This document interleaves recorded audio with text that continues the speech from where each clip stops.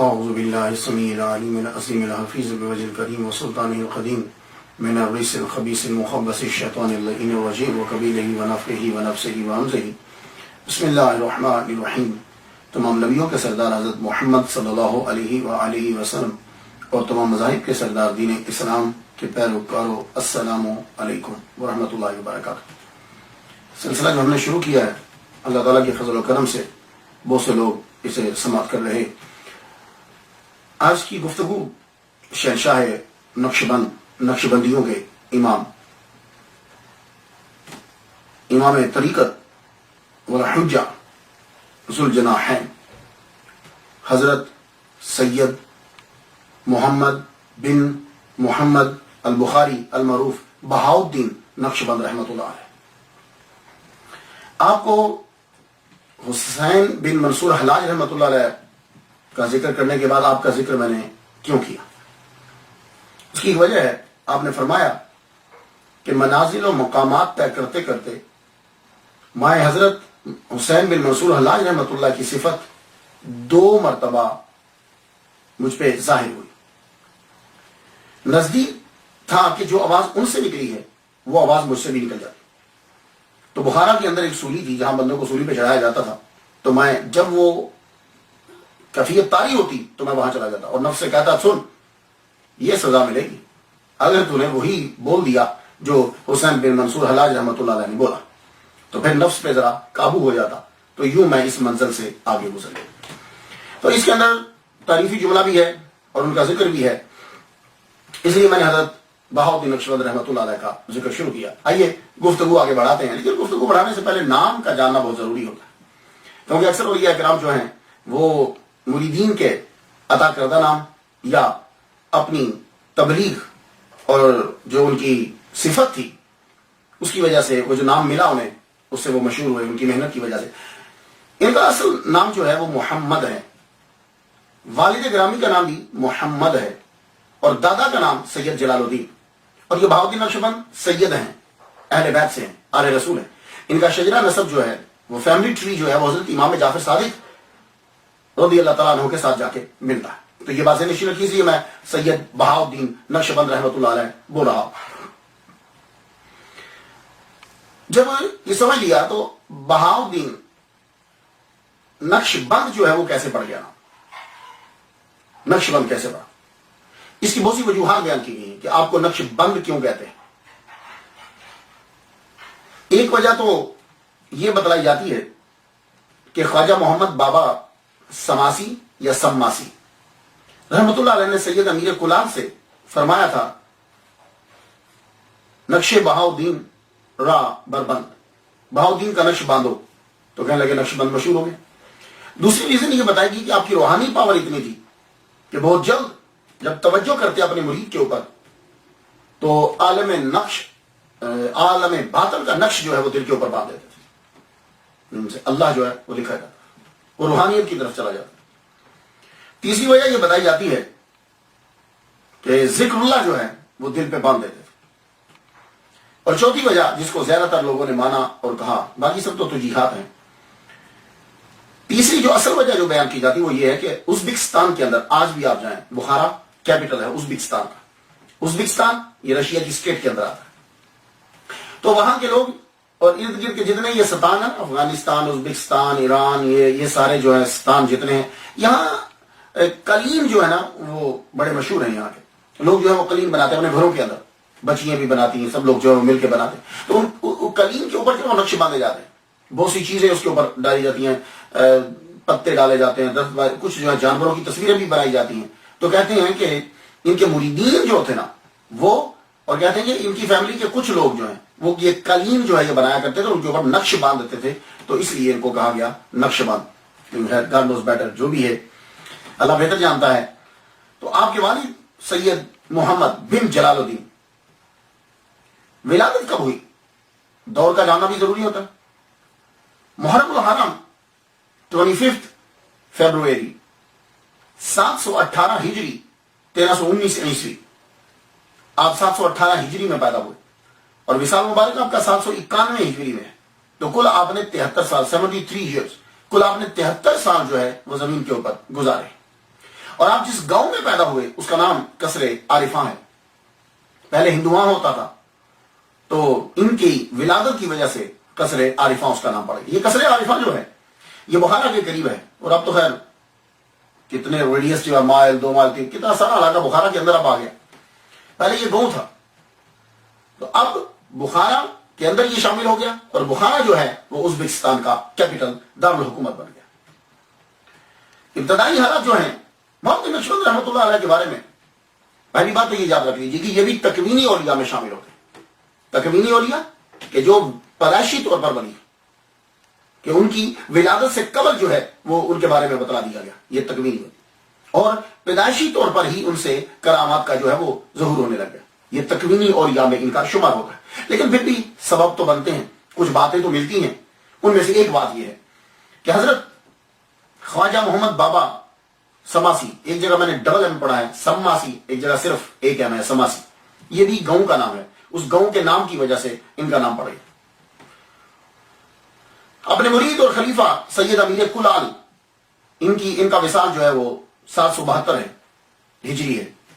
امیر سید, یہ سید زادے ہیں, صحیح نسب سید ہیں. امیر کلال, کلال کہتے ہیں کمہار کو, جو برتن بناتا ہے اسے کلال کہتے ہیں. اور چونکہ یہ برتن بنانے کا کام کرتے تھے اس لیے نام کے ساتھ کلال جو ہے وہ پڑ گیا. لیکن انہوں نے اپنا نام چینج نہیں کیا. تو معلوم یہ ہوا, یہ میں نے سید امیر کلال رحمۃ اللہ علیہ کے بارے میں جو ہے نا پیر سید نصیر الدین شاہ رحمۃ اللہ علیہ سے ان سے میں نے سنا تھا.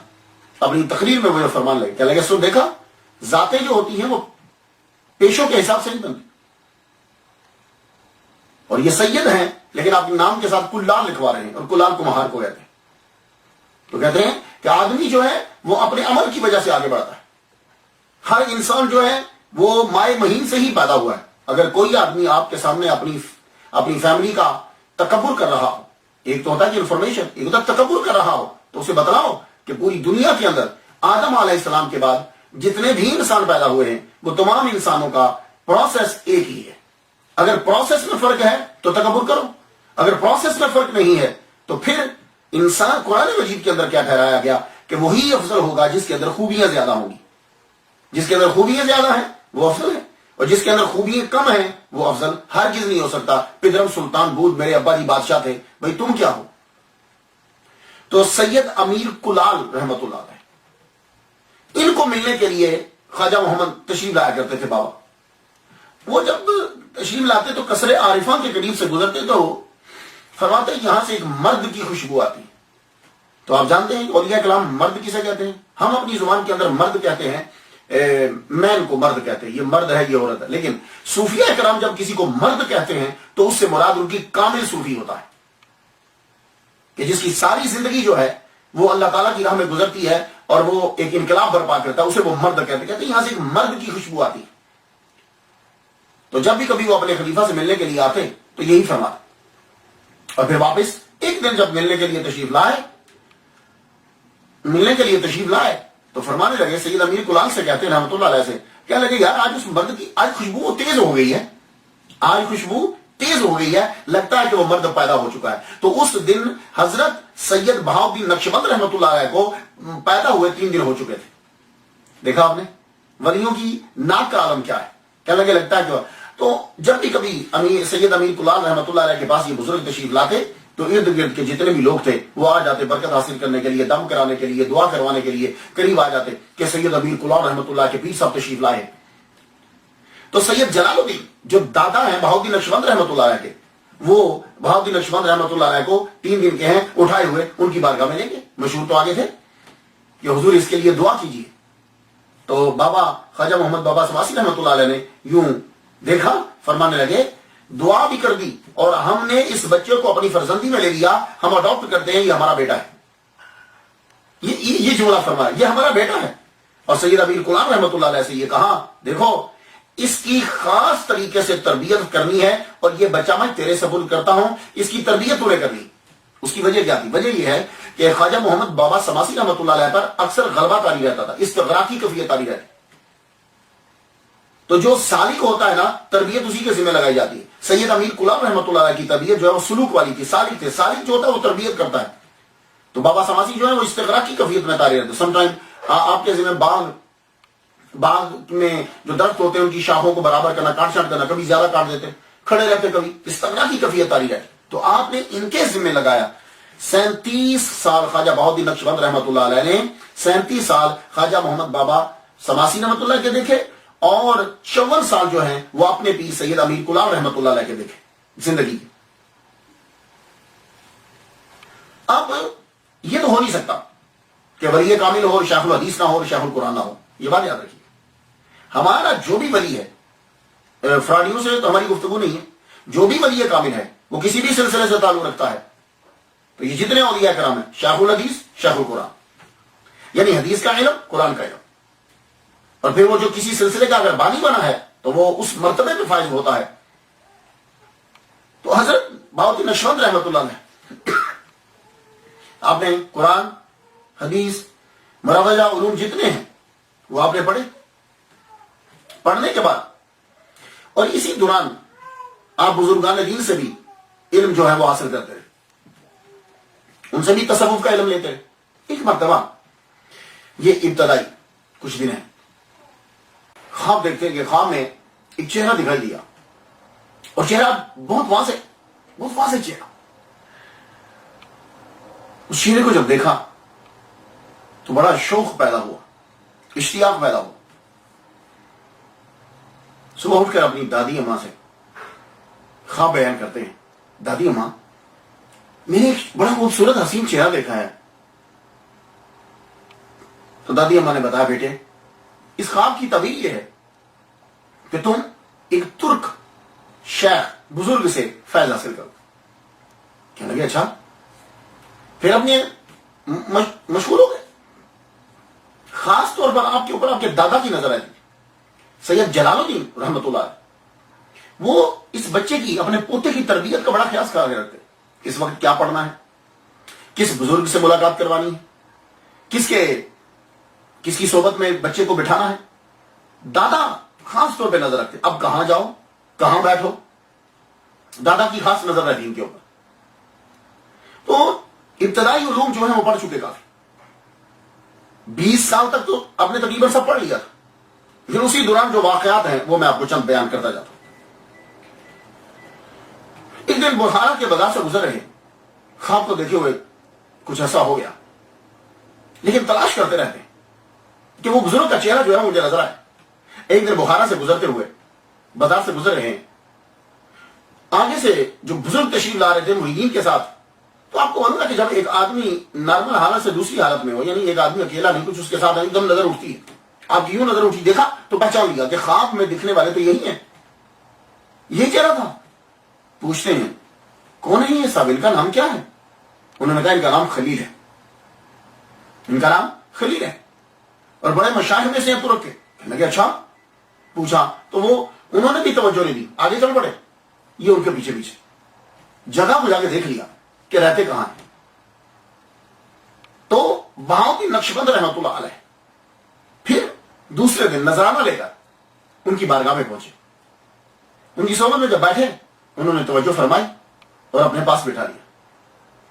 پاس جب بٹھایا، یہ اب خواب کو بیان کرنے لگے کہ میں نے آپ کے بارے میں اتنا کہا ہی کہ وہ خود شروع ہو گیا. ہاں ہم جانتے ہیں کہ تم نے ہمارے بارے میں خواب دیکھا. ابھی انہوں نے شروع کیا ہی ہے بتانا تو وہ پہلے فرمانے لگے ہم جانتے ہیں آپ نے خواب دیکھا، آپ ہمارے پاس ہو. دادا کی اجازت سے آپ اب سلطان خلیل، بعد میں سلطان کے نام سے مشہور ہو گئے، ان کی بارگاہ میں 6 سال گزار دیے. اس ترک بزرگ کی محفل میں 6 سال گزار دیے. اور ان کے پاس بہاؤالدین نقشبند رحمۃ اللہ علیہ نے معاملات، ادب، لوگوں سے کیسے گفتگو کرنی ہے، محفل میں کیسے بیٹھنا ہے، یہ ساری چیزیں جو ہیں وہ ان سے سیکھی. اور اس کے ساتھ ساتھ روحانیت میں بھی ترقی ہوتی ہے. تو خلیل رحمۃ اللہ علیہ نے ان کو اپنا خاص قرب عطا کیا. 6 سال گزرنے کے بعد سلطان خلیل ان کو ماوراء النہر کا بادشاہ جو ہے وہ چن لیا گیا. تب اس لیے ان کے نام کے ساتھ سلطان بھی لگتا ہے. تو آپ کی بادشاہت کے جو 6 سال ہیں وہ بھی بہاؤالدین نقشبند رحمۃ اللہ علیہ نے ان کے ساتھ گزارے. تو 2 طرح کی تربیت مل گئی، نارمل، بادشاہت، دونوں. اور اب یہاں سے آپ اندازہ لگا لیجئے کہ اگر ماوراء النہر یہ جو سلطان ہیں، سلطان خلیل، اگر یہ ان کو اپنے ساتھ رکھ رہے ہیں تو اسے یہ اندازہ ہوتا ہے کہ یہ بھی کوئی عام خاندان نہیں ہے، ورنہ کسی عام نارمل آدمی کو اپنے قرب اتنا نہیں دیا جاتا. تو اس سے اندازہ ہوتا ہے کہ کوئی اچھے خاندان اور بڑھیا خاندان کے. 6 سال آپ نے بادشاہت کے گزارے، تو ٹوٹل 12 سال سلطان خلیل رحمت اللہ علیہ کے ساتھ سید بہاؤالدین نقشبند رحمت اللہ علیہ نے گزارے اور بہت کچھ حاصل کیا. 12 سال جب ہو چکے، اب ایک اور منزل آنا تھی. سلطان خلیل کی سلطنت جو ہے اس کے اوپر قبضہ کر لیا گیا. ایک عجیب جھٹکا تھا، دنیا سے ٹوٹلی طور پر کنارہ کش ہو گئے سید بہاؤالدین نقشبند رحمت اللہ علیہ. واپس آ گئے، خود کو بند کر لیا، مراقبہ، مسجد، عبادت، اور یہی بس سلسلہ جو ہے وہ چلتا رہا. اپنے آپ کو اسی میں مشغول رکھتے. درباروں پہ چلے جاتے، دربار پہ گئے، دوسرے پہ، تیسرے پہ، چوتھے، درباروں پہ جاتے، اور یوں فیل ہوتا کہ درباروں کے اوپر جو دیے چل رہے ہیں، دیوں کی روشنی جو ہے وہ بالکل مدھم ہے، یوں محسوس ہوتا. ایک دربار پہ پہنچے آپ، ایک دربار پہ جب پہنچے، وہاں بیٹھے، تو وہاں کا جو دیا تھا، دیا جو جل رہا تھا، اس کی لائٹ زیادہ تھی ذرا. اب وہاں بیٹھ گئے.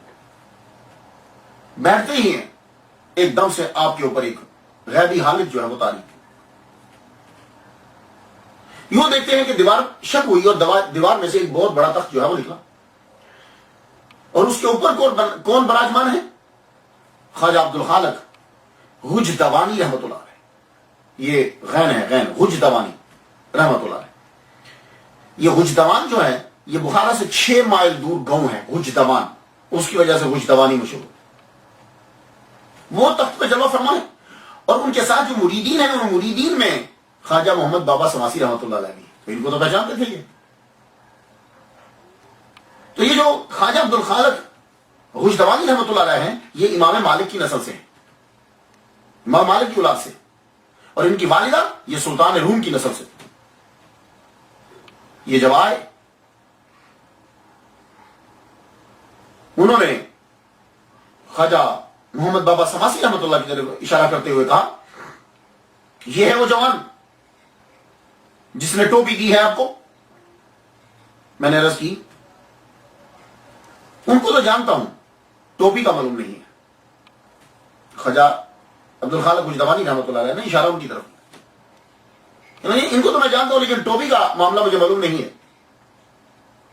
فرمایا وہ تمہارے گھر پہ ہے، اور آپ کو یہ کرامت دی گئی ہے کہ آئی ہوئی مصیبت آپ کی برکت سے دفع ہو جاتی. یہ خواجہ عبدالخالق حجدوانی رحمت اللہ علیہ سید بہاؤالدین نقشبند رحمت اللہ علیہ سے کہہ رہے ہیں. اور بھی بہت سارے فیض لیے آپ نے. اب یہاں سے تربیت شروع ہو گئی آپ کی.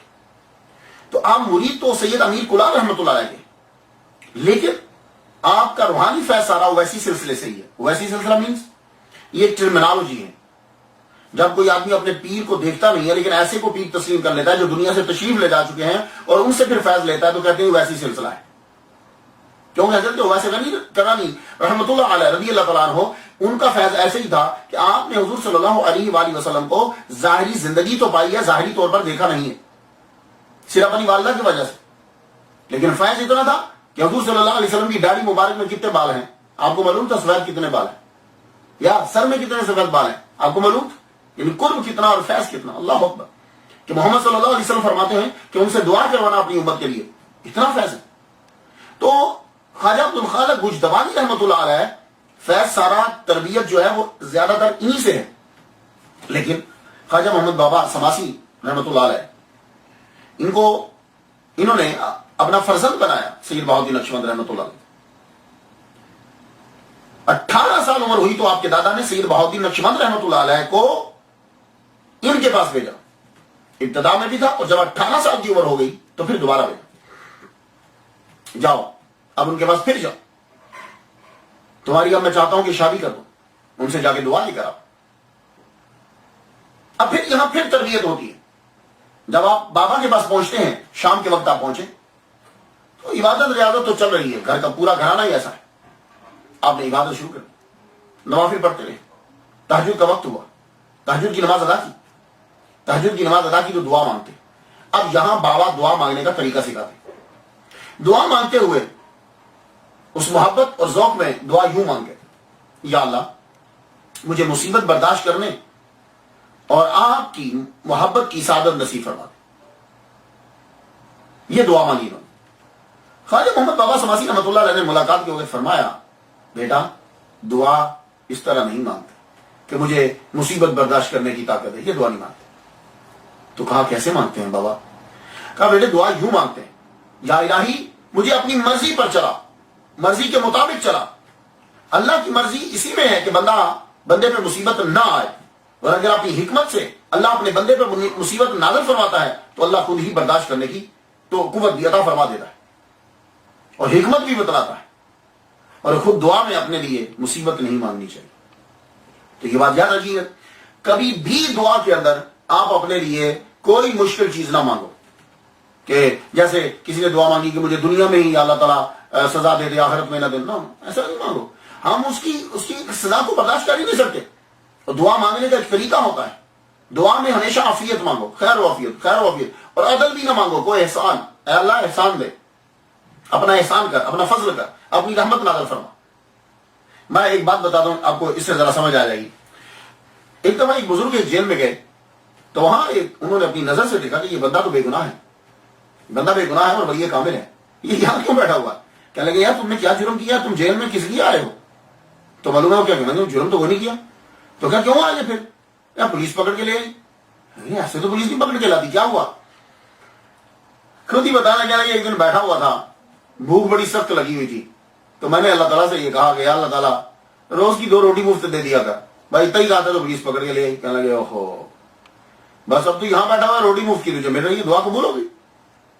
تو مانگنا یا اللہ جو بھی چیز مانگو کو یا اللہ خیر و عافیت والی چیز دے, خیر و عافیت والی. تو یہی وہ ادھار ہے کہ دعا کے اندر مصیبت کو طلب نہیں کرنا. دسترخوان بچھا, کھانا لگایا گیا, کھانا کھایا, کہتے چل بیٹا اٹھ چلتے, اور روٹی اٹھائی دسترخوان سے اور کہا یہ رکھ لو پاس. تو سوچنے لگے سالن ہے نہیں, روٹی صرف دے دی, تو کہا کہ روٹی نہیں, روٹی رکھ لی. لیکن وہ لوگ ہوتے تھے وہ سوال نہیں کرتے تھے, ان کو معلوم ہوتا تھا کہ یہ بڑوں نے جو گفتگو کی ہے اس کے اندر کوئی حکمت ضرور ہوگی. وہ بڑوں کو بڑا سمجھتے تھے.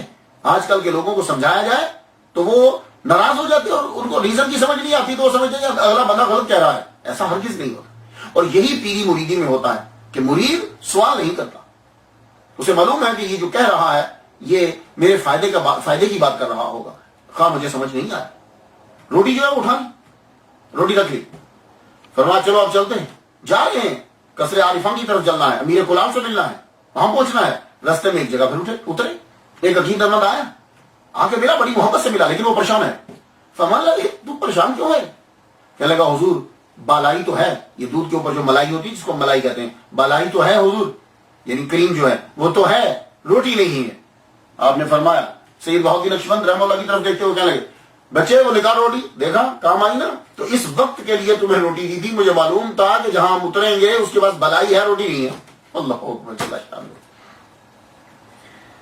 اس کے بعد اب آپ پہنچے, بابا کی زندگی کے آخری 37 سال انہوں نے دیکھے, اور ان کے جانے کے بعد سید جلال الدین رحمۃ اللہ سمرقند لے گئے, وہاں بزرگان دین سے ملاقات کی. پھر بخارا میں سید بہاؤالدین نقشبند رحمۃ اللہ علیہ کی شادی کرا دی. اللہ تعالیٰ نے آپ کو بیٹی بھی عطا فرمائی, اللہ تعالیٰ نے آپ کو اولاد دی. سید امیر کلال رحمۃ اللہ علیہ, ان سے بھی تربیت حاصل کی سید بہاؤالدین نقشبند, اور انہی کے ذمہ تو لگا کر لیے تھے کہ تم بہاؤالدین کی تربیت کرنا. اب خواجہ بہاؤالدین نقشبند رحمۃ اللہ علیہ عبد الخالق وجدوانی سے فیض جو ہے وہ لے رہے. جب بابا Sammasi at a time back وقت ہر ایک کی آرزو ہے کہ فیض جو ہے وہ دیا جائے. کیوں؟ ایک چمکتا ہوا ستارہ بننا, اس کی تربیت کرنی ہے. ہر ایک کو آرڈر ہے, سروں طرف سے ان کی تربیت کی جا رہی, فیض دیا جا رہا ہے. اور عبد الخالق وجدوانی رحمۃ اللہ علیہ آپ غیب سے ان کی تربیت کر رہے ہیں, اور زیادہ تر فیض روحانی انہی سے دیا آپ نے. ایک دن آپ کی طرف سے آرڈر آتا ہے عبد الخالق وجدوانی رحمۃ اللہ علیہ سے, غیب سے, جاؤ اس صحرا میں جاؤ, 3 دن روزہ رکھنا, چوتھے دن پہاڑ کے دامن میں ایک آدمی ملے گا, وہ تمہاری طرف آگے بڑھے گا, تمہیں کہے گا کہ میں تیرا قرض دینا چاہتا ہوں, توجہ مت دینا. اور نشانی اس کی یہ ہے کہ گھوڑے پہ ہوگا, گھوڑے پہ زین نہیں ہوگی, اس کی بات سننا, یہ ایک امتحان ہے. جاؤ. تو یہ صحرا میں کیوں بھیجا؟ وہ بندے سے ملاقات کیوں کروائے؟ بندے کی جانب متوجہ نہ ہونا، کیونکہ تنہائی کے اندر کوئی بندہ ملتا ہے تو امی میں خوف پیدا ہوتا ہے، صحرا میں رہنا خوف ہے، تو خوف کو دور کیا جا رہا ہے۔ اور پھر اس کے بعد جب یہ اس چیز سے گزر گئے تو اب کہا صحرا میں رہو، اور تمہارے ذمہ یہ لگایا جاتا ہے کہ دیکھو یہاں مراقبہ کرو، خوف نکل جائے من سے۔ اس کے بعد پھر آرڈر دیا گیا، اب تمہاری دوسری ڈیوٹی لگتی، یہ سب تربیت خواجہ عبدالخالق کچھ رحمۃ اللہ علیہ کی طرف سے۔ اب آپ کی ڈیوٹی ہے کہ جتنے بھی آپ کے شہر گاؤں کے، آپ دور بہت کم جاتے ہیں، شہر کے جتنے لوگ ہیں، بوڑھے، کمزور، ضعیف، بچے، سب کی مدد کرو، جو بیمار ہے تیمارداری کرو، جس کا سامان جو نہیں اٹھا سکتا سامان اٹھا کے لے کے جاؤ۔ دیکھ رہے ہیں آپ، یہ ہیں اولیاء کرام۔ اب ان کی تربیت مسلسل ہو رہی۔ اب آپ کیا کرتے ہیں؟ بزرگوں کا سامان اٹھاتے، بیمار ہوتا تیمارداری کرتے، کسی کے پاس دوائی نہیں ہوتی دوائی پہنچاتے وہاں، زخمی ہوتا اس کی مدد کرتے۔ پھر آرڈر آیا، اب جانوروں کی جا کے خدمت کرو، جس جانور کو تم دیکھو زخمی ہے، بھوکا ہے، جاؤ۔ اب جانوروں کی خدمت تمہارے ذمہ لگا دی گئی۔ تو خواجہ عبدالخالق گجدوانی رحمۃ اللہ علیہ نے اب یہ دوسرا ایک اور سبق شروع ہو گیا۔ اب آپ دیکھتے کوئی جانور پیاسا ہوتا اسے پانی پلاتے، کوئی جانور زخمی ہے اور وہ قبضے میں نہیں آ رہا تو آپ اس کے پاؤں کے پیچھے پیچھے نشانوں پہ چلتے جاتے، اور جہاں جنگل میں جا کے اس کو تلاش کر لیتے، وہ بیچارہ زخمی ہو کے گرا پڑا ہے تو جا کے اس کی مرہم پٹی کرتے، اس کے زخموں علاج کرتے اس کا۔ اللہ اکبر جل شان۔ اسی طریقے سے پھر ایک مرتبہ ایک پیاسے کتے کو آپ نے پانی پلایا، اس کتے نے اس انداز سے جو ہے وہ آسمان کی طرف اٹھایا کہ جیسے پروردگار عالم سے ان کے لیے دعا کر رہا، تو فرمان لگے اس کے بعد واقعی میرے بہت سارے مناظر جو ہیں وہ بلند ہوئے۔ اللہ اکبر جل شان۔ اس کے بعد پھر آرڈر آیا، سنتے جائیے، ان کی سٹوری سنانے کا مطلب صرف ایک کہانی سنانا نہیں ہے، اس کہانی کے اندر سے بہت سے اسباق لینا ہے۔ پھر آرڈر آ گیا آپ کا، یہ تربیت ہے۔ اب تم نے اماطۃ الاذى، اب طریق، راستے میں سے تم نے تکلیف دہ چیزیں اٹھانی، وہ چیزیں کہ جن چیزوں سے دوسروں کو تکلیف پہنچتی ہے وہ چیزیں تم نے ہٹانی۔ اب آپ رستے میں جاتے کہ جس سے جسم کو تکلیف پہنچتی ہے وہ بھی رستے سے ہٹاتے، جس سے طبیعت کو تکلیف پہنچتی ہے وہ گند بھی رستے سے ہٹاتے۔ اللہ اکبر جل شان۔ دیکھ رہے ہیں آپ سید بہاؤالدین نقشبند رحمۃ اللہ علیہ، یہ آپ کا سفر جو ہے یہ تقریباً 7 سال کا یہ دورانیہ ہے۔ اللہ اکبر جل شان۔ پھر آپ ایک دن سید امیر کلال رحمۃ اللہ علیہ کی بارگاہ میں پہنچے، بارگاہ میں پہنچے، پاؤں میں کانٹے چبھے ہوئے، پاؤں زخمی ہے، کپڑے جو ہیں پھٹے ہوئے، یہ صحرا اور یہ سارا سفر جنگلوں کا کاٹ کرا، پہنچے واپس۔ سید امیر کلال رحمۃ اللہ علیہ نے نظر ہی نہیں فرمایا، وہیں چھوڑ دیا، توجہ نہیں کی۔ آپ کا ایک دفعہ من چاہا کہ یار اتنی بے رخی، میں اٹھ جاؤں، لیکن پیر کے دروازے کے اوپر ہی سر رکھ کے لیٹ گئے۔ تہجد کے وقت سید امیر کلال رحمۃ اللہ علیہ باہر نکلے، بہاؤالدین نقشبند کو دیکھا کہ وہی ہے، اٹھایا، اٹھا کے اپنے کمرے میں لے گئے، خود اپنے ہاتھوں سے سید بہاؤالدین نقشبند رحمۃ اللہ علیہ کے کانٹے نکالے۔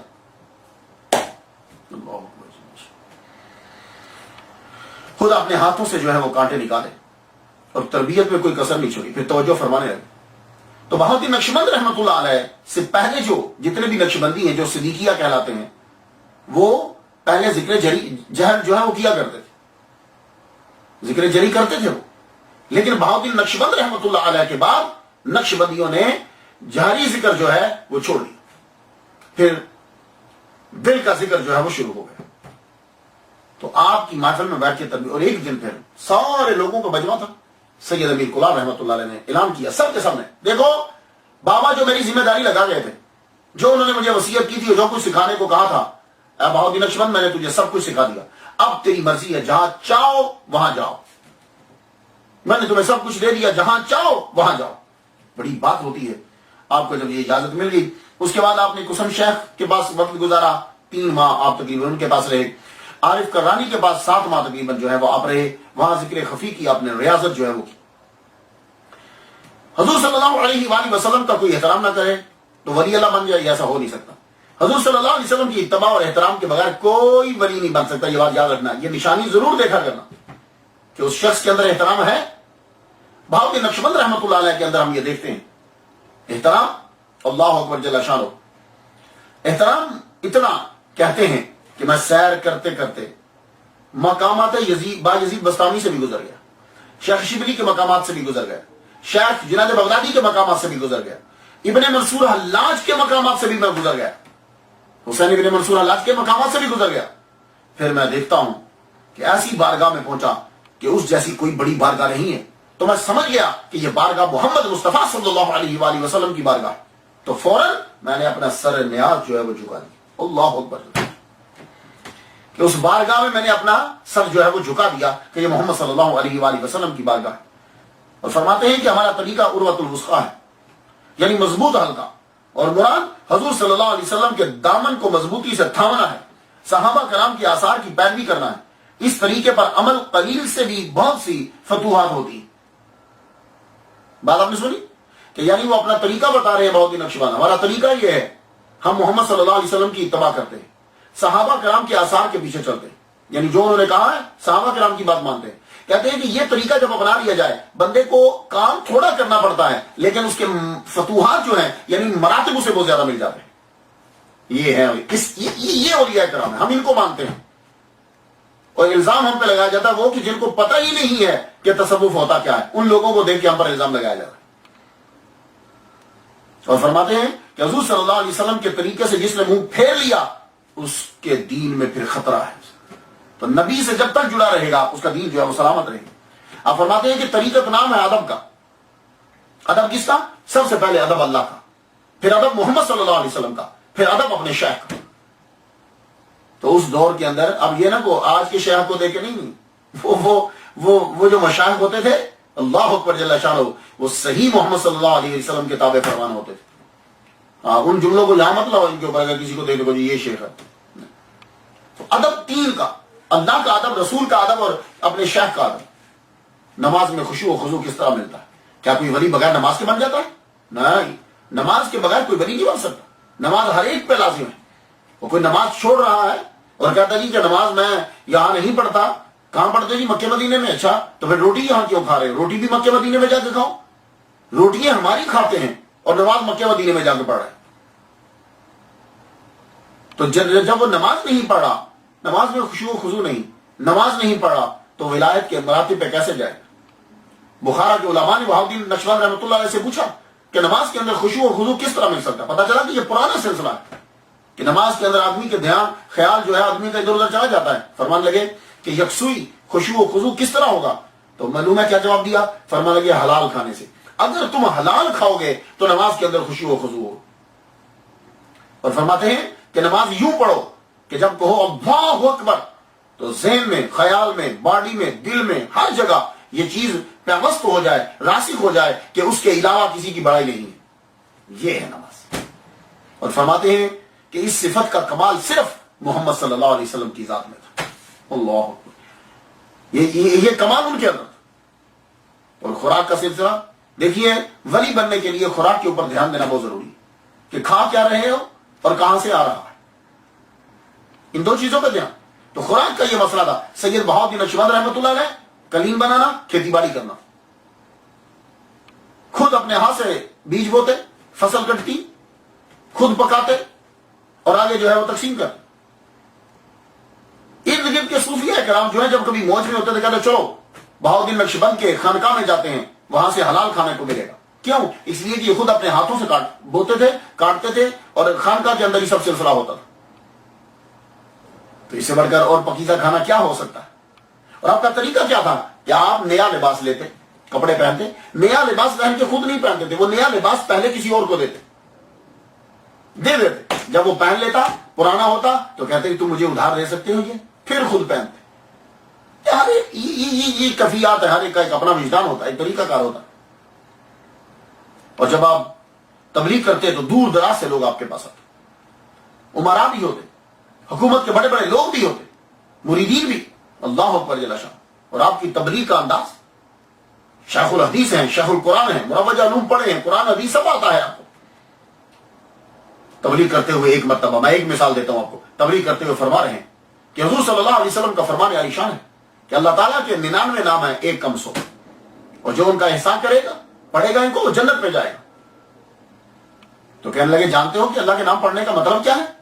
اس کا مطلب یہی ہے کہ اللہ الخالق الباری المصور له الاسماء الملک القدوس السلام المؤمن المہیمن. تم صرف زبان سے ادا کرو؟ نہیں، جب تم اللہ کا نام لو تو تمہاری طاقت کے مطابق وہ صفت تمہارے اندر آنی چاہیے. جیسا کہ اگر تم نے یہ بولا ہے کہ رزاق اللہ رازق ہے، تو پھر اس کے بول دینے کے بعد اب تمہیں رزق کی طرف دھیان نہیں رہنا چاہیے، اس کی پریشانی نہیں رہنی چاہیے. اور جب تم نے یہ بول دیا کہ المتکبر، اب ملکیت، کبریائی، ہر شے جو ہے وہ صرف اللہ کی تمہارے ذہن کے اندر ہونی چاہیے. تو جب تم نام بولو تو اب جب تم بولو گے تو اس کے بعد جو ہے وہ دیکھو کہ کس طرح تم جنت میں جاتے. بات تو بالکل سمجھ میں آتی ہے. اور کسی نے سوال کیا بیچ میں سے، حضور 99 تو ہوتے ہی 1 کم 100 ہیں، تو حضور صلی اللہ علیہ وسلم نے یہ کیوں کہا کہ 99 اللہ کے نام ہیں 1 کم 100؟ بات تو ہے کہ یعنی 99 کہتے ہی 1 کم 100 کو ہیں، تو پھر حضور نے کیوں کہا کہ 99 اللہ کے نام ہیں 1 کم 100؟ تو کہنے لگے بات یہ ہے کہ عربیوں کی ریاضی میں کوئی توجہ نہیں تھی، اس کے اندر اتنی ان کو مہارت نہیں تھی. اور یہ بات بالکل سید بہاؤالدین نقشبند رحمۃ اللہ علیہ کی بات بالکل پرفیکٹ ہے. 1970 تک کا تو مجھے بھی پتا ہے. ابھی میں جب اپنی مسجد میں بیان کر رہا تھا تو کہنے لگے بالکل آپ صحیح کہہ رہے ہیں کہ پاکستان سے جو ہے وہ اکاؤنٹنٹ جاتے تھے، ریاضی کا ان کو کوئی اتنا آتا نہیں تھا، اب ذرا کچھ تھوڑا سا سیکھنے لگے ہیں. تو 1970 تک ریاضی، عربیوں کو ریاضی کا سعودی عرب والوں کو کوئی اتنا خاص پتہ نہیں تھا، اب وہ کچھ سیکھنے لگے اس کے بارے میں. تو اس لیے حضور صلی اللہ علیہ وسلم نے تاکید کے لیے اور وضاحت کے لیے کہا کہ 99 یعنی 1 کم 100 جو ہے. اللہ اکبر جل شانہ. محمد مصطفیٰ صلی اللہ علیہ وآلہ وسلم کہ جو ماننے والے ہوتے ہیں وہ استقامت کے اوپر زیادہ، جتنا کوئی ولی بڑھتا جائے گا وہ استقامت کی طرف بڑھتا جائے گا، پھر کرامت کو چھوڑتا جائے گا. کیا مطلب؟ یعنی جب اس پر مصیبت آئے گی تو اب وہ مصیبت کو توڑنے کے لیے اپنی ذات کے لیے کرامت کا ظہور نہیں کرے گا. یہ کہتے ہیں استقامت. اب یہ نہیں ہے کہ جب اللہ تعالیٰ نے اس کو درجہ دیا تو ذرا کسی نے کوئی گالی دی تو بندہ مار دیا، ذرا بھوک لگی تو روٹی منگوا لی آپ سے، ذرا کوئی سردی لگی تو کپڑے منگوا دی. ایسا نہیں ہوگا. وہ استقامت بڑھتی جاتی ہے اس کی. وہ پھر کرامت کا اگر ظہور کرتا ہے تو تبلیغ کے لیے یا سمجھانے کے لیے کرتا ہے، اپنی ذات کے لیے پھر نہیں. استقامت، اس کی مثال امام حسین رضی اللہ تعالیٰ عنہ کربلا کے اندر، مولا علی شیر خدا جنگوں کے اندر. آپ فرماتے ہیں استقامت کا طالب بن، کرامت کا طالب نہ بن، کیونکہ تیرا رب استقامت طلب کرتا ہے اور تیرا نفس کرامت طلب کرتا ہے. ولی اللہ باغ میں داخل ہو، پتا پتا کر کے ولی اللہ آ گیا، ولی اللہ آ گیا، ولی اللہ آ گیا، پھر بھی دھیان مت دے کیونکہ یہ چیز بھی تیرے لیے حجاب بن جائے. اللہ اکبر. یہ جملے ہیں جو آج کے پیروں کو زبانی یاد کرنے ہیں. اللہ نے تمام انبیاء صلی اللہ علیہ وآلہ وسلم سے بڑھ کر محمد صلی اللہ علیہ وسلم کو درجہ عطا فرمایا. کیا اس سے یہ درجہ کم ہے کہ محمد صلی اللہ علیہ وسلم سے کہہ دیا گیا؟ اب جو بھی ترجمہ کریں، لیکن ظاہر تو یہی کہا گیا کہ نبی صلی اللہ علیہ وسلم آپ کے اگلے پچھلے کوئی گناہ نہیں، سب کلیئر. یہ جملہ کہہ دینا خدا کی طرف سے بہت بڑا احساس ہے. خاص کا ترجمہ بعد میں کیا جاتا ہے کہ آپ کے صدقے سے امت کے گناہ معاف کر دیے، لیکن یہ بڑی بات ہے. پھر بھی محمد صلی اللہ علیہ وآلہ وسلم سید الانبیاء ہیں، آپ کو معلوم ہے، تمام بندوں کے سردار ہیں، آپ کو معلوم ہے، آپ پر قرآن اتارا گیا، آپ کو معلوم ہے، کعبہ کو حسین دی گئی، آپ کو معلوم ہے، انعطینا کل کوثر، آپ کو معلوم ہے. پھر بھی کہتے ہیں، پھر بھی کھڑے رہتے ہیں اور کہتے ہیں ایسے شدیقہ سے، کیا میں اللہ کا شکر گزار بندہ نہ بن جاؤں؟ اللہ اکبر. سید بہاؤالدین نقشبند رحمۃ اللہ علیہ نے 2 حج کیے. ایک حج تو جوانی میں کیا، تقریباً 30 سال کی عمر کے قریب. دوسرا حج جو ہے وہ آپ نے، اور جب پہلا حج کرنے کے لیے آپ گئے تو آپ کو معلوم ہے کہ آپ مینا میں ہوتے ہو نا، 10ویں ذی الحج آتی ہے تو لوگ قربانیاں دیتے ہیں. تو آپ نے بکرا قربان کرنے کا، اے لوگو آج ہم نے اپنا بیٹا بھی رب کے نام میں قربان کر دی. اور جب واپس آ کر پتہ کیا تو این 10 ذی الحج کو ہی آپ کا بیٹا دنیا سے رخصت ہو. دوسری مرتبہ آپ نے جو حج کیا خواجہ محمد پارسا رحمۃ اللہ علیہ کے ساتھ کیا. اور آپ کا طریقہ، ایک چیز جو ان کے اندر میں پاتا ہوں، وہ فرماتے ہیں کہ صحبت اختیار کرو، صحبت شیخ. یہ جو تم خلوتوں میں بیٹھتے ہو، جو تم گوشہ نشینی کرتے ہو، اسے شہرت ہوتی ہے، اور جو شہرت ہے وہ حجاب ہوتی ہے، وہ فتنہ ہے. اس لیے شیخ کے ساتھ بیٹھو، جمعیت صحبت، عام بیٹھو، سامنے پیر کے بیٹھو. اور توحید کا سبق دیتے ہو کہتے ہیں سنو لا الہ الا اللہ محمد رسول اللہ تم پڑھتے ہو، سمجھتے ہو میننگ کیا ہے؟ لا الہ جب پڑھتے ہو تو اپنے وجود کی نفی ہو جاتی. لا الہ وجود کی نفی ہوگی، الا اللہ تو اس کا مطلب یہ تھا بس اللہ ہی اللہ ہے، بس اللہ ہی اللہ ہے، سب چیزوں کی نفی کر دی. اور جب محمد رسول اللہ تم پڑھتے ہو تو مطلب ہے کہ ہم نے خود کو حضور کا تابع فرمان بنا لیا. یہ انہوں نے لا الہ الا اللہ کا ترجمہ. آپ کے پاس بڑے بڑے لوگ آتے تھے. امیر تیمور لنگ کا نام تو جانتے ہوں گے آپ. تیمور جو ہے یہ 17 سال چھوٹا آپ سے. جب اس نے یہ سارے علاقے فتح کر لیے تو اہل بیت کی بڑی عزت کرتا تھا امیر تیمور. سید زادے کا پتہ چلتا تھا بہت عزت کرتا تھا. آپ کے پاس آیا خانقاہ میں, آپ نے اس کو کالے رنگ کے قلین پر بٹھا دیا, کہا بیٹھ ادھر. وہ کالے قلین پر بیٹھا, گفتگو شروع ہوئی. ایک جگہ میں پڑھتا ہوں کہ شاید کسی استاد کے ساتھ مل کر انہوں نے سبق بھی لیا, ہم سبق بھی تھے, خیر گاڈ نوز بیٹر.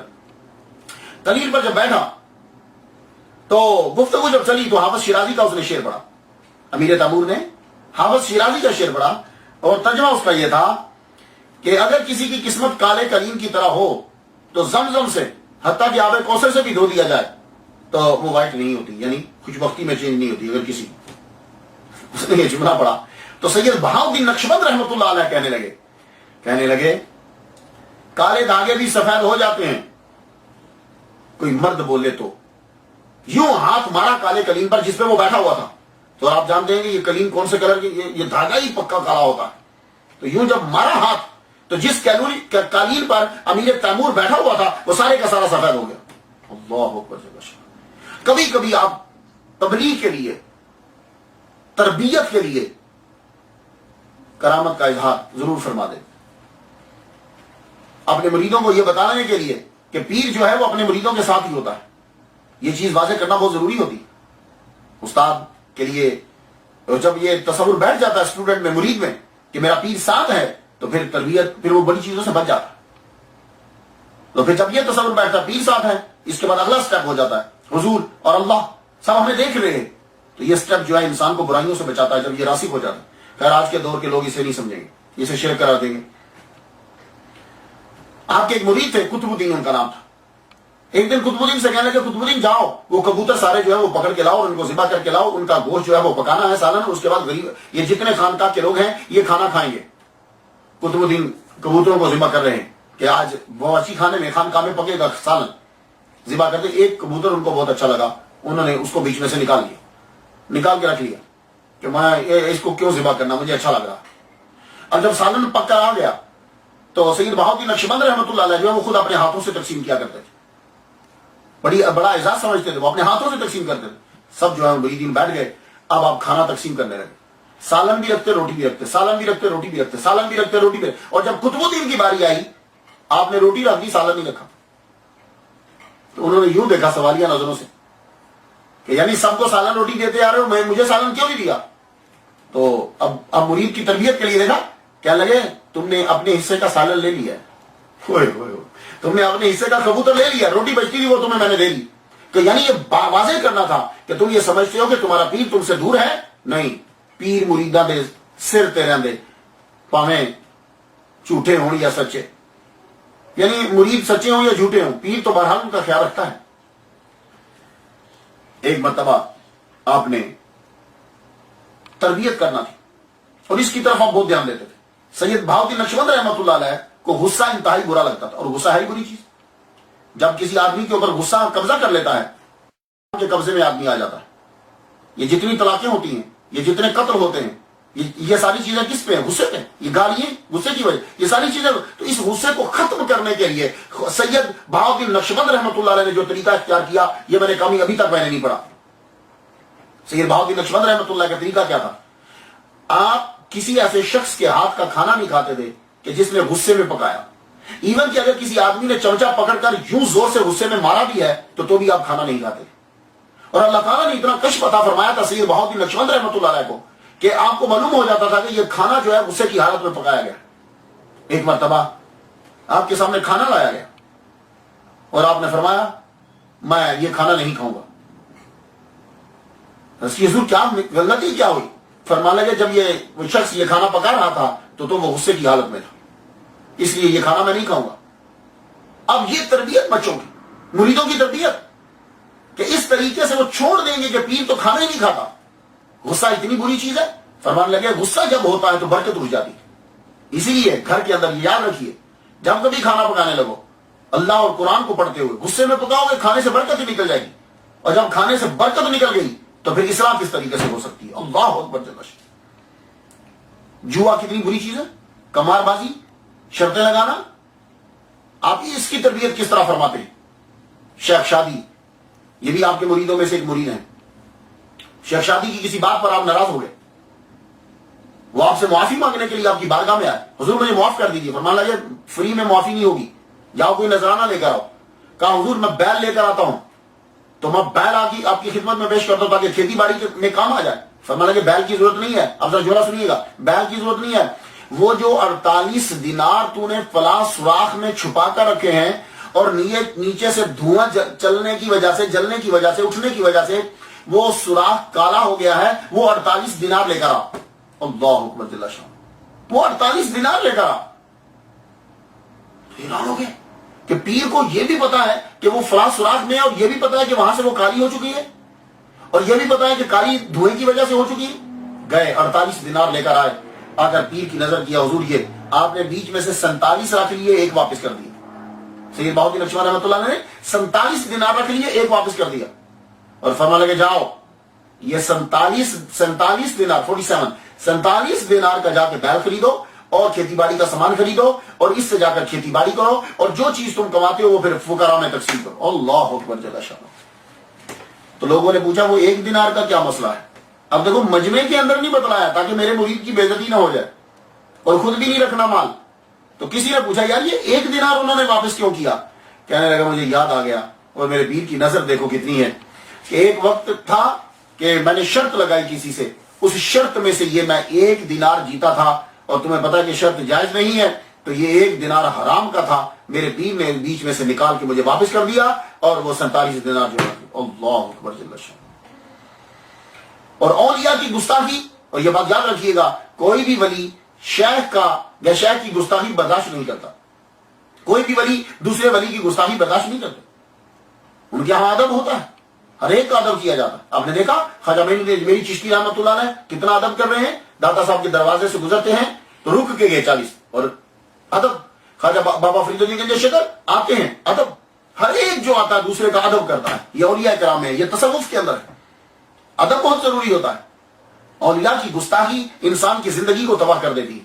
آپ کے ایک مرید تھے نیک روز، ایک دن آئے ملنے کے لیے، سید بہاؤالدین نقشبند رحمۃ اللہ علیہ کے پاس ملنے کے لیے آئے، تو بڑے پریشان ہیں، غصے میں۔ کہا کیا ہوا، کیوں غصہ کر رہے ہو؟ غصہ نہیں کرنا چاہیے۔ کہا حضور کیا بتاؤں آپ کو، ایک آدمی ہے حسین نامی میرے گاؤں میں، مجھے بھی برا کہتا رہتا ہے، لیکن کوئی بات نہیں، میں کیا، میری اوقات کیا، لیکن پیر صاحب جب وہ آپ کو برا کہتا ہے تو میں برداشت نہیں کر پاتا، اور یہ اس کا 1 دن کا وتیرہ نہیں، اب تو میں تنگ آ گیا ہوں۔ کیا لگے اچھا جاؤ، فرمانے لگے ٹھیک ہے، دین و دنیا میں رسوا ہوگا، دنیا میں بھی اور یہاں بھی رسوا ہوگا، دنیا اور آخرت میں رسوا ہوگا، چلے جاؤ۔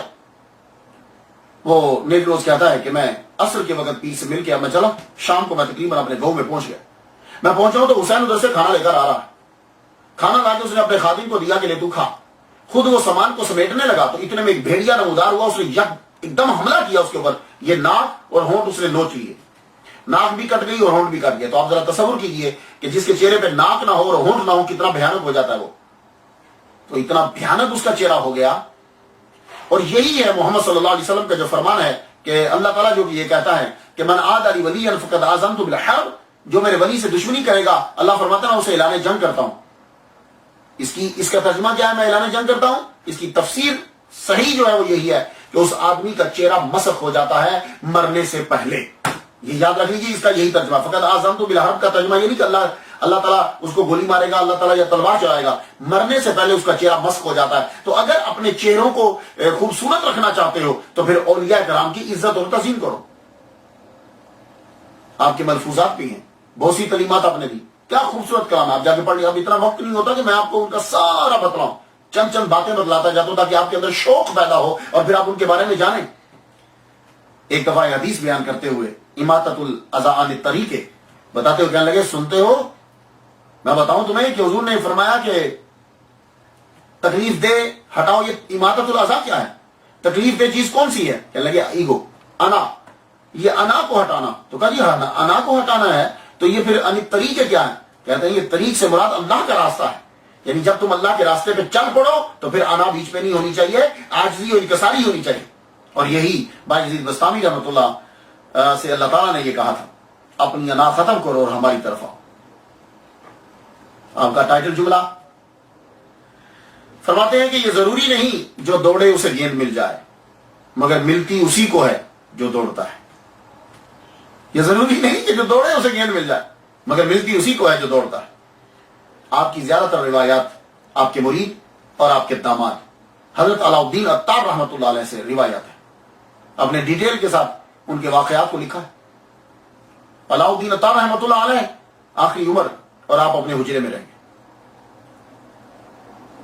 آپ اپنے حجرے میں ہی ہمہ وقت رہتے, جہاں آپ کا مزار ہے, آپ کی اپنی جگہ ہے, اور یہی آپ کا یہ باغ سارا, یہ جگہ سب آپ کی تھی. اسے آپ غور سے ملاحظہ کیجیے, کچھ ان کے بارے میں جان لیجیے. یہ جو تصویر آپ دیکھ رہے ہیں یہ ان کی شبیہ ہے. حضرت سید بہاؤالدین نقشبند رحمۃ اللہ علیہ کی کسی شخص نے جو ہے وہ ہاتھ سے بنائی ہوگی. یہ جو ہے یہ جگہ آپ جس طرح نشان دیکھ رہے ہیں یہ ان کا اپنا کمرہ تھا, اور یہیں جو ہے حجرہ بنایا گیا. یہ آپ کا روزہ مبارک ہے. یہ اسے واکنگ ٹری جو ہے وہ بولا جاتا ہے. یہ اسٹک ہوتی تھی, بعد میں یہ درخت بن گیا. یہ ہاتھا, یہاں لوگ جو ہیں وہ بیٹھتے ہیں. آئیے اب ڈیٹیل سے ذرا دیکھیے. یہ پورا کمپلیکس ہے. یہ کمپلیکس یہ آپ کی اپنی جگہ تھی, یہاں باغ تھا آپ کا. اس میں اپنی ظاہری زندگی کے اندر آپ نے یہاں مسجد بنائی, خانقاہ بھی یہی تھی, مدرسہ بھی یہی تھا, آپ کا حجرہ مبارک بھی جو ہے وہ یہی تھا. بعد میں مرور زمانہ وقت گزرتے گزرتے یہاں جو ہے اب یہ آثار قدیمہ کا بھی مرکز ہے, لوگ آتے ہیں, اور روحانیت کا بھی یہاں مرکز ہے. یہ ہاتھ آپ دیکھ رہے ہیں, یہاں عورتیں بھی آتی ہیں, مرد بھی جو ہے وہ یہاں آتے ہیں اور آ کر جو ہے وہ زیارت کرتے ہیں. اب یہ ازبکستان جو ہے, یہ بخارا اس کے کیپٹل ہے ازبکستان کا. اب یقیناً یہاں بریلوی تو نہیں آئے ہوں گے نا, یہ تو ہم سے بھی پہلے کے ہیں, بریلویوں سے بھی پہلے کے ہیں, اللہ حضرت کی پیدائش سے بھی پہلے کے ہیں یہ لوگ. تو یہاں آ کر جو ہے یہ سلام پڑھتے ہیں, فاتحہ بھی جو ہے وہ پڑھتے ہیں. یہ پورا جو ہے ہاتھ آپ دیکھ رہے ہیں یہ ان کا اپنا, ان کی اپنی ہی زمین تھی. سید بہاؤالدین نقشبند رحمۃ اللہ علیہ کی اپنی ہی زمین تھی, یہیں وہ رہتے تھے. تو آپ نے نصیحت یہ فرمائی تھی اور وصیت یہ فرمائی تھی کہ میرے حجرے کے اندر ہی میری جو ہے وہ قبر, یہ ان کا حجرہ تھا, یہ کمرہ تھا. دیکھ رہے پورا ہاتھ تھا, بالکل ذرا ڈفرینٹ سا نظر آ رہا ہے نا, بہت بڑا نظر آ رہا ہے. تو یہیں آپ کو جو ہے وہ روزہ آپ کا بنا دیا گیا.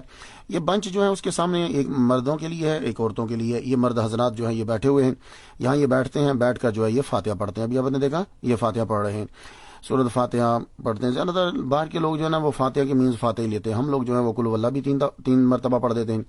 یہ الحمدللہ رب العالمین الرحمن الرحیم مالک یوم الدین ایاک نعبد و ایاک نستعین اهدنا الصراط المستقیم صراط الذین انعمت علیہم غیر المغضوب علیہم ولا الضالین آمین. یہ فاتحہ ہے. اسے یہ پڑھتے ہیں, پڑھنے کے بعد جو ہے وہ اس کو ایصال کر دے. ظاہر ہے کہ جب آپ قرآن مجید پڑھتے ہیں تو اللہ تعالیٰ آپ کو ثواب تو دیتا ہی ہے نا, تو ثواب جو ہے یہ آپ کسی کو بھی اپنا دے سکتے ہیں.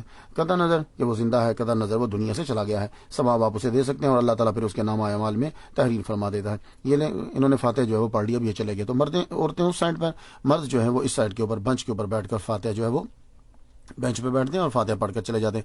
کچھ لوگ جو ہے وہ پھر ہدیہ بھی دیتے ہیں.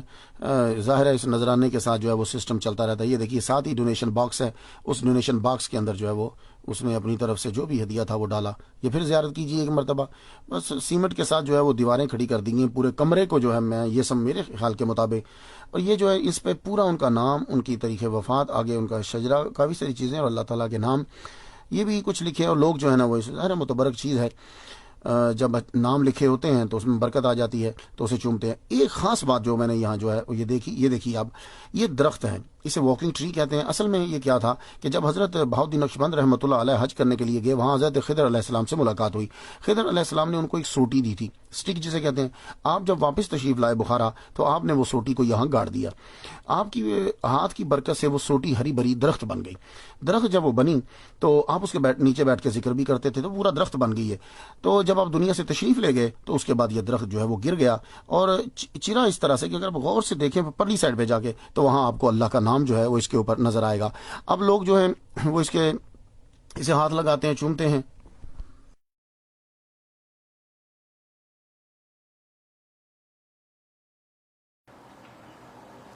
شیخ علاء الدین رحمۃ اللہ سے کہ یاسین پڑھو, اور جانے سے پہلے آپ کیا کہتے ہیں, ہم تمہیں بتلائیں گے, جب ہمارا وقت آئے گا تو ہم تمہیں بتلائیں گے کہ مرتے کیسے.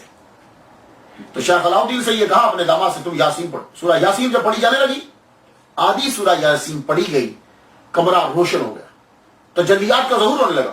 آپ نے ایک دم سے ہاتھ اٹھا دیا, ہاتھ اٹھایا, آدھی یاسین ہوئی, آپ نے ہاتھ اٹھایا، مانگتے رہے مانگتے رہے مانگتے رہے مانگتے رہے، اللہ سے دعا کرتے رہے، پھر ایک دم سے آپ نے ہاتھ اپنے یوں جب چہرے پر پھیرا اور اسی وقت جو ہے وہ آپ کی روح جو ہے وہ کف سے انسری سے پرواز کر گئی، آپ نے روح کو جو ہے وہ خیرات کر دیا۔ تو 791 ہجری سوموار 3 ربیع الاول کو آپ کا وصال ہوا۔ تو اگر کبھی ازبکستان میں جانا ہو تو ضرور زیارت کیا کریں۔ اور ازبکستان کے دارالحکومت بخارا میں جو ہے وہ آپ کا روزہ ہے۔ میں نے تو ایک دفعہ فاتحہ پڑھ دی ہے اور آپ لوگوں کے لیے آپ بھی ان کے لیے فاتحہ ضرور پڑھیے۔ اللہ تعالیٰ ہمیں عمل کی توفیق عطا فرمائے۔ ٹائٹل جملہ سماعت کر لیجئے، یہ ضروری نہیں جو دوڑے اسے گیند اسے بال مل جائے، مگر ملتی اسی کو ہے جو دوڑتا ہے۔ وآخر دعوانا الحمدللہ رب العالمین۔